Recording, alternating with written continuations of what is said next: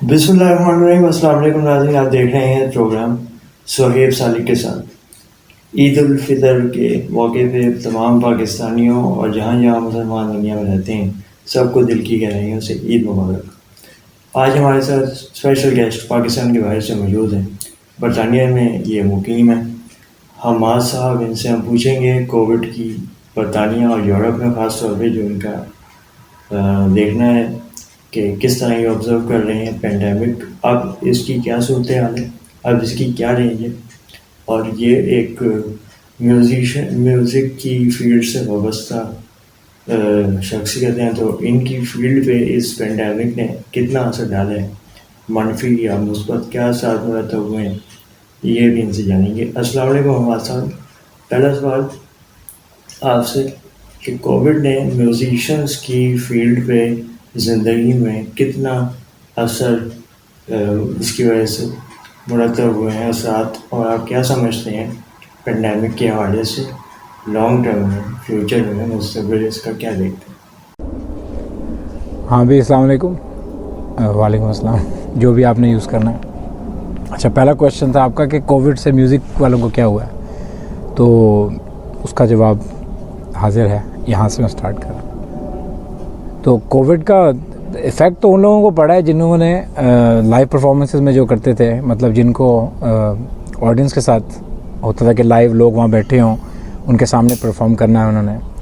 तो क्योंकि live venues बंद हो गए तो ऑफ कोर्स उनको प्रॉब्लम हुई है। लेकिन जो स्टूडियो बेस्ड हैं, मतलब, और स्टूडियो भी कहते तो स्टूडियो भी बंद हो गए क्योंकि रिकॉर्डिंग के लिए कोई सिंगर आ नहीं रहा क्योंकि कोविड की वजह से स्टूडियो बंद। तो मसला तो बना था काफ़ी लोगों को। मुझे पर्सनली मसला इसलिए नहीं बना क्योंकि मैं 3-4 म्यूज़िक में काफ़ी चीज़ें मैं करता हूँ, सिर्फ एक चीज़ नहीं करता। तो उस वजह से एक तरफ नीचे गई है पर लाइव परफॉर्मेंसेस, तो मेरा जो डिजिटल का काम था वो ज़्यादा हो गया क्योंकि अब जो भी घर पे बैठा हुआ है वो इस तरह मुझे व्हाट्सएप से वोकल रिकॉर्ड करके भेज देते थे और मैं उसका म्यूज़िक बनाता था। तो अब मुझे तो एक्चुअली जो कोविड होने से थोड़ा सा आसानी हो गई है कि अब लोगों के स्टैंडर्ड ज़रा कम हो गए हैं क्वालिटी को लेके। और दूसरी चीज़, मैं स्ट्रीमिंग करनी शुरू कर दी मैंने, तो स्ट्रीमिंग ज़बरदस्त है। उसमें यह है कि 8-9 लोग भी अगर स्ट्रीमिंग देख रहे हैं तो उसमें से एक को भी काम पसंद आ गया तो वो आपको काम दे देते हैं। तो दैट्स अनदर गुड थिंग। तो वो भी स्ट्रीमिंग का, और वो तो मेरे लिए तो ये एक समझ लें बेटर हो गया। और मैं टीच करता हूँ तो उस टीचिंग में भी ये था कि सारी यूनिवर्सिटी वगैरह के जो लेसन्स थे वो सारे ऑनलाइन हो गए थे जूम पे। तो इस तरह जिस तरह मैं बात कर रहा हूँ उस तरह लोग आते थे और जूम पे, तो इसलिए तो कोई फ़र्क नहीं पड़ा। यूके में ओवरऑल भी आई थिंक इतना कोई फ़र्क नहीं पड़ा क्योंकि गवर्नमेंट ने बहुत सपोर्ट की लोगों की, जिनकी जॉब चली गई थी उनको फर्लो पे डाला, उनको पैसे दिए। तो वो एक गवर्नमेंट का ये अच्छा यहाँ पे था स्टेप कि जी अगर आपके पास पैसे नहीं है तो वो गवर्नमेंट दे रही थी, तो दैट वाज गुड। तो ये एक उन्होंने अच्छा काम किया था। और दूसरा ये कि जो बिजनेसेस को सफ़र कर रहे थे, मतलब सफ़र वो इंग्लिश वाला, कि अगर उनके पास पैसे नहीं है रेंट देने के तो वो रेंट का फ्री पीरियड उनको दे दिया, मॉर्गेज फ्री पीरियड दे दिया, बिज़नेस लोन्स बहुत दिए इन्होंने। तो गवर्नमेंट ने काफ़ी हेल्प की क्योंकि ये एक फर्स्ट वर्ल्ड कह सकते हैं इसको। तो यहाँ पे गवर्नमेंट के पास पैसा ज़्यादा होता है, और जैसे थर्ड वर्ल्ड में लोगों के पास पैसा ज़्यादा होता है, गवर्नमेंट के पास कम होता है। तो ये एक डिफरेंस है। तो इस वजह से गवर्नमेंट ने काफ़ी सपोर्ट की लोगों की। और प्लस वैसे भी आर्ट्स का तो वैसे भी कौन सा कोई स्टेबल काम होता है, तो ये तो पहले कौन सा कोई स्टेबिलिटी देखिए कल काम मिलेगा। ये तो एम्प्लॉयड लोगों का प्रॉब्लम था। तो ये कोविड सबसे बड़ा मसला उन लोगों को हुआ है जिनको उनको लगता था कि लाइफ एक पल की सिंपल ये चीज़ है, आप जॉब करो और आपको सैलरी मिलेगी।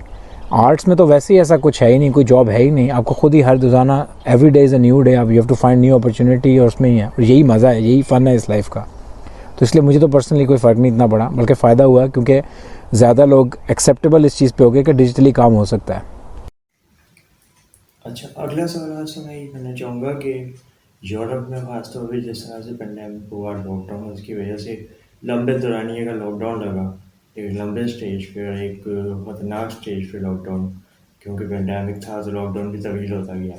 उसकी वजह से माशी सरगर्मियाँ ही मुअत्तल हुई, फाइनेंशियल क्राइसिस भी देखना पड़ा। अच्छा, ये जो दूसरा क्वेश्चन है मेजॉरिटी वाला, मेजॉरिटी का तो मुझे नहीं पता क्योंकि मैं तो अपना ओपिनियन दे सकता हूँ और मैं पॉलिटिकल एनालिस्ट भी नहीं हूँ, इकोनॉमिस्ट भी नहीं हूँ। लेकिन जो मेरी सराउंडिंग्स में मैंने देखा कि ज़्यादातर लोग जो थे जिन्होंने इन्वेस्टमेंट्स की हुई थी, मतलब कि स्टॉक्स लिए हुए थे या म्यूचुअल फंड्स लिए हुए थे, तो उनके लिए तो अच्छा हो गया क्योंकि स्टॉक मार्केट ऊपर गई थी तो उन्होंने तो पैसे बनाए हैं इसमें। जो सिर्फ जॉब पेशा थे या सिर्फ सेविंग्स वाले लोग थे उनका नुकसान नहीं हुआ है क्योंकि वैसे भी सेविंग्स तो आपके पैसे लूज़ ही कर रहे होते हैं क्योंकि इन्फ्लेशन के साथ जब इन्फ्लेशन ऊपर जाएगी तो सेविंग्स आपकी पैसे की वैल्यू ही कम होती जाएगी। तो वो तो कोविड ना भी आता तो उन लोगों का प्रॉब्लम ही था। तो जनरली जिन लोगों को कोविड में बहुत ज़्यादा प्रॉब्लम हुई है वो लोग थे कि जिनको वैसे नॉर्मल सिचुएशन में भी इतना कोई अच्छी फाइनेंशियली सिक्योर नहीं थे वो। तो कोविड ने सिर्फ एक चीज़ ऑब्वियस करा दी लोगों को कि उनको दिखा दिया कि इस तरह है, इस तरह भी होता है सिस्टम, दुनिया एकदम से चेंज हो सकती है। और बाकी आई थिंक हाँ, जो कह सकते हैं आप, जो दूसरी जो प्रोफेशनल्स हैं, डॉक्टर्स वगैरह, उनसे अगर आप पूछें तो शायद वो बेहतर बता सकेंगे। मेरा ताल्लुक तो आर्टिस्टों के साथ होता है, और आर्टिस्टों को वैसे ही वो दुनिया उनकी अलग होती है, क्योंकि वो एक डिफरेंट ही फाइनेंशियल सिस्टम होता है कि आप कुछ करोगे, वो आप एक ही चीज़ बनाते हैं और उसका ख़रीदार जो होता है वो उसको ख़रीदता है। तो वो जो आर्ट्स को ख़रीदते हैं वो उस समझें उस इकॉनमी में लोग पैसों की नहीं होती कि पैसे कम है या नहीं। वो जब आर्ट, इसलिए आर्टिस्टों को तो मेरा नहीं ख्याल इतना कोई फ़र्क पड़ा। बाकी हाँ, उन लोगों को पड़ा है जो रेप्लिकेट्स करते हैं कि किसी का गाना बजा दिया या किसी की पेंटिंग की तस्वीर बना दी, वो आर्ट है भी नहीं वैसे।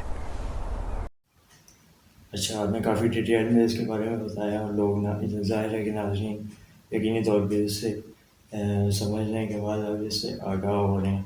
थोड़ा सा ये आगे में जाते जाते ज़रा बताएं कि आप लोगों को इससे मज़ीद आगे निकलने के लिए नॉर्मल लाइफ की तरफ जितना जल्दी आना चाहते हैं, एक आम आदमी को किस तरह इससे जो है वो निकलना चाहिए, और क्या समझते हैं कि एक आम आदमी जो है वो अपनी डेली रूटीन में क्या चीज़ें मैक्सिमम जो है वो छोड़ सकता है, अवॉइड कर सकता है, जिससे पेंडेमिक या बीमारी जो है, वबा जो है वो फैल रही है।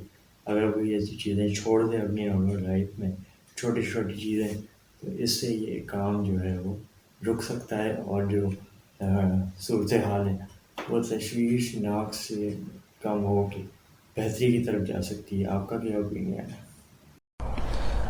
और जो तीसरा आपका क्वेश्चन है कि लोगों को क्या करना चाहिए, तो मैं तो ये कहूँगा हाथ धोएं और सुकून करें। I think first of all सुकून बहुत ज़रूरी है। अपने इम्यून सिस्टम बढ़ाएं, अच्छा खाना खाएं, चीनी छोड़ें, आइसक्रीम ये चीज़ें जो हैं ये इनको छोड़ दें थोड़े अरसे के लिए।